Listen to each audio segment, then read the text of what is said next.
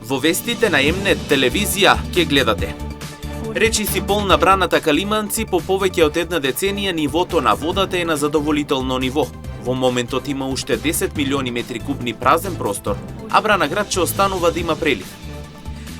Иако се полнат матичните ординации, сепак ситуацијата со грипот не е алармантна. Лекарите понатаму советуваат граѓаните да водат соодветна грижа за здравието и да не земаат лекови на сопствена рака. Универзитетот Гоце Делчев Штип ќе формира комисија за да ги разгледа сите забелешки за новиот закон за високо образование. Голем број на луѓе во моментот прават анализи, како од начинот за напредување па се до можноста за вработување на младите. Одземени 3 возила во истокот за само едно деноноќие. Виниченец возел ем пијан, ем со активна забрана. Без возачка возели и во Кочани и во Делчево. Со вестите почнуваме веднаш по рекламите.